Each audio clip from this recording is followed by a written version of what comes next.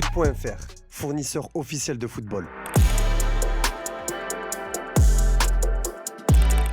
Bonjour à toutes et à tous et bienvenue dans ce nouveau JT Foot Mercato. C'est le retour du foot. Après le premier match officiel de cette nouvelle saison, avec le titre en Super Coupe d'Europe du Real Madrid de Kylian Mbappé, la Ligue 1 va elle aussi reprendre ses droits dès demain, avec une confrontation entre Le Havre et le PSG. Et justement, ce jeudi, Luis Enrique donnait sa première conférence de presse de la saison. L'occasion pour lui de dresser un premier bilan du mercato du club parisien, avec les arrivées déjà officialisées de 3 recrues et en attendant Désiré Doué. Savonov, Neves et Pacho sont des joueurs qui viennent renforcer l'équipe indépendamment de leur âge. C'est un projet à moyen et long terme, mais il faudra pour eux s'adapter et ce n'est pas facile pendant la première année, a-t-il prévenu. L'Espagnol se dit très satisfait de son effectif actuel tout en ne fermant pas la porte à de possibles arrivées. On ne sait pas, on restera ouvert jusqu'au dernier jour, mais je le répète, c'est une tâche très difficile. Nous avons priorisé le repos des joueurs, les vacances pour qu'ils soient disponibles tout au long de cette saison. Nous avons eu moins de temps pour nous préparer, mais c'est comme ça. Tous ensemble, on jouera et on préparera la saison. Et forcément, l'entraîneur espagnol n'a pas échappé aux questions sur le grand absent de cette nouvelle saison parisienne, Kylian Mbappé. Et quand un journaliste espagnol a tenté d'obtenir sa réaction, Luis Enrique a fait du Luis Enrique. ¿Hasta cuándo? Igual es que vives aquí o qué.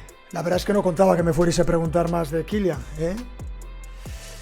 Pero tampoco tengo nada que esconder. A mí Kylian siempre me ha encantado, me parece una persona y un jugador único y excepcional. Disfruté mucho el año pasado con él y también con su hermano, con Ethan, al que le mando un saludo. Y le deseo lo mejor allí donde vaya. Y en las competiciones en las que esté también el Madrid, pues que pierda contra nosotros. Le rival marseillais vit lui aussi sa révolution. Après l'arrivée de Roberto De Zerbi et l'officialisation de pas moins de 9 recrues, le club phocéen s'active maintenant à dégraisser. Après les départs d'Iliman Ndiaye et Ismail Assar en première ligue et la mise au love de Jordan Verretou, Chancel Mbemba et Samuel Gigot, c'est au tour d'Amin Harit d'être poussé vers la sortie. Comme révélé par la Provence, l'international marocain n'entre pas dans les plans de De Zerbi. Une information que nous sommes en mesure de vous confirmer. Même si garder Amin Harit dans un rôle de doublure aurait sans doute convenu à De Zerbi, la tendance est clairement à un départ pour l'ancien Nantais. Pour le moment, aucun club n'a montré un intérêt concret pour le joueur, mais tout pourrait s'animer d'ici la fin du mois. Pour l'autre Olympique, ça se complique. Alors que l'OL a réussi à chipper le gros coup Georges Mikotadze au nez et à la barbe de l'AS Monaco, le feuilleton géorgien de l'été ne semble pas avoir connu son épilogue selon les dernières informations de l'équipe. Pour rappel, le club rhodanien devait débourser 18,5 millions d'euros, auxquels pourront s'ajouter des compléments de prix pour 4,5 millions d'euros maximum, pour s'attacher les services du buteur de 23 ans, selon le communiqué publié lors de l'annonce du transfert. Mais selon le quotidien français, l'OL n'a pas tenu sa promesse de paiement. Le club de John Textor devait notamment payer 8 millions d'euros au 1er août. Problème, le propriétaire américain n'a finalement versé que 3 millions d'euros avec une dizaine de jours de retard. Une situation invraisemblable que le FC Metz n'a pas du tout acceptée. En conséquence, le club lorrain a saisi la commission juridique de la LFP pour faire valoir ses droits. Une situation qui interroge sur la gestion de l'OL ces derniers mois, alors que le club a été l'un des plus dépensiers d'Europe sur ce marché estival. Les supporters lyonnais vont apprécier.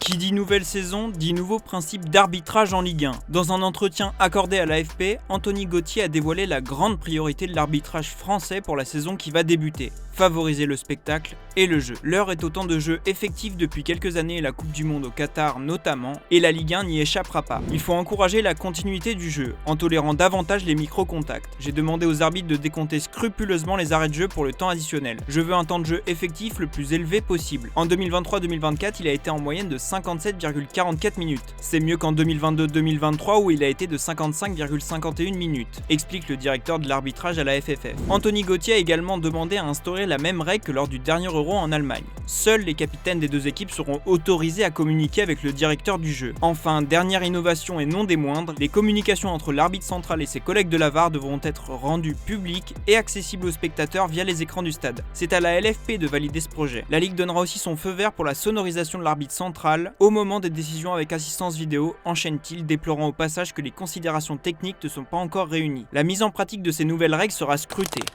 Le départ de Youssouf Fofana vers l'AC Milan est en bonne voie. Selon nos informations, le milieu de terrain de l'AS Monaco se rapproche à grands pas de San Siro. Un accord total entre les deux clubs a quasiment été trouvé. Priorité de Paolo Fonseca, le nouvel entraîneur de l'AC Milan, Fofana est attendu à Milan ces prochains jours pour passer sa visite médicale, avant de paraffer un contrat jusqu'en 2028. Pour rappel, la presse transalpine évoquait une dernière offre des Rossoneri de 20 millions plus 5 millions de bonus.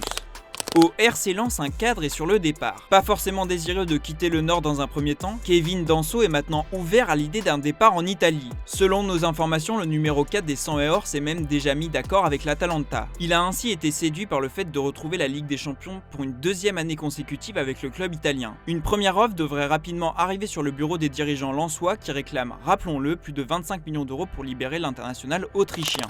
Lucas Perrin est devenu indésirable à Strasbourg. Titulaire indiscutable en défense la saison passée à Strasbourg, Lucas Perrin a été placé dans le loft du club alsacien depuis quelques semaines, selon la nouvelle politique du club. À une quinzaine de jours de la fin du mercato estival, une porte de sortie s'ouvre pour l'ancien Marseillais qui était vice-capitaine de Strasbourg. Selon nos informations, Lucas Perrin est en discussion avec l'Espagnol Barcelone, promu en Liga cette saison. De quoi donner un nouvel élan à sa carrière.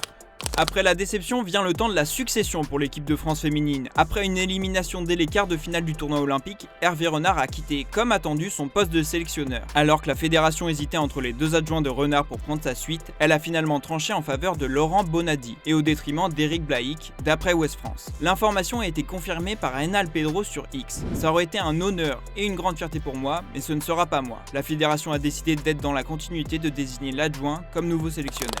En Espagne, alors que le Real est au sommet de son art, l'ambiance est plus morose chez le rival barcelonais. Toujours englué dans une crise financière, c'est la situation de Frenkie de Jong qui agace en interne. Éloigné des terrains depuis sa sortie sur blessure face au Real Madrid le 21 avril dernier, l'ancien pensionnaire de l'Ajax Amsterdam serait rentré de vacances totalement hors de forme, avec sa cheville droite à nouveau enflée. Absent des terrains depuis 4 mois, soit le double de ce qui était initialement prévu, de Jong agacerait également par son attitude qui serait bien différente des autres grands blessés du Barça, comme Pedri ou Gavi. Et ce n'est pas tout.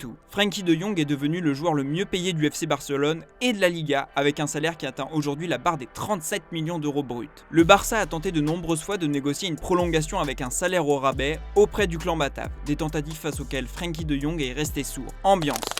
L'information a fait le tour du monde et en a choqué plus d'un. Hier soir, Mounir Nazraoui, le père de la star du FC Barcelone, Lamine Yamal, s'est fait poignarder sur un parking avant d'être hospitalisé dans un état grave. Cet après-midi, la victime est sortie du silence pour rassurer tout le monde. Merci à tous pour vos messages de soutien, je vais mieux. Je vous embrasse tous fortement, a-t-il posté dans une story publiée sur son compte Instagram.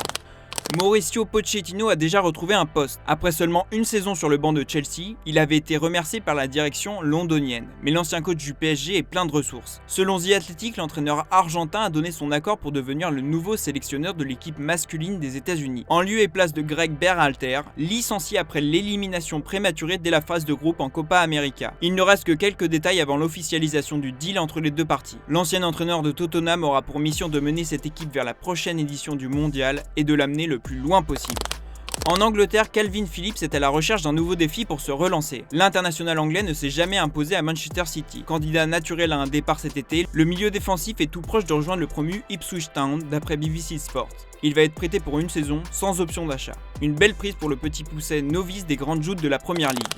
On passe aux officiels du jour. Suspendu depuis le mois d'octobre 2023 suite à une affaire de paris sportif, Sandro Tonali va bientôt faire son retour sur les pelouses. Newcastle vient d'annoncer ce jeudi que la suspension de son milieu de terrain sera officiellement levée le 28 août prochain. Le milieu de 24 ans pourrait donc faire son retour face à Tottenham le 1er septembre à St James Park pour la 3e journée de Première Ligue. La fin de 10 mois de suspension pour l'ancien joueur du Milan AC. Marco Reus fait le grand saut en MLS. Après 12 années passées au Borussia Dortmund, Marco Reus a clôturé son histoire avec le club de la Ruhr en fin de saison dernière. L'international allemand de 35 ans n'a pas pour autant pris sa retraite. Au contraire, comme pressenti ces dernières semaines, il s'est engagé avec les Los Angeles Galaxy ce jeudi. On se quitte avec l'image du jour. Alors que vous n'avez pas pu manquer les débuts tout feu tout flamme de Kylian Mbappé avec le Real en Supercoupe d'Europe, un autre de nos Bleus a également effectué ses débuts avec sa nouvelle écurie. Pour son premier match avec le Los Angeles FC, Olivier Giroud est entré en cours de jeu sous les hurrahs de ses nouveaux supporters. Je vous laisse là-dessus, merci d'avoir suivi ce JT et on se dit à demain sur Foot Mercato. And now a new chapter in Olivier Giroud's career. The new number 9 for LAFC enters the field at BMO Stadium for the very first time. And what innovation Olivier Giroud gets, Mo.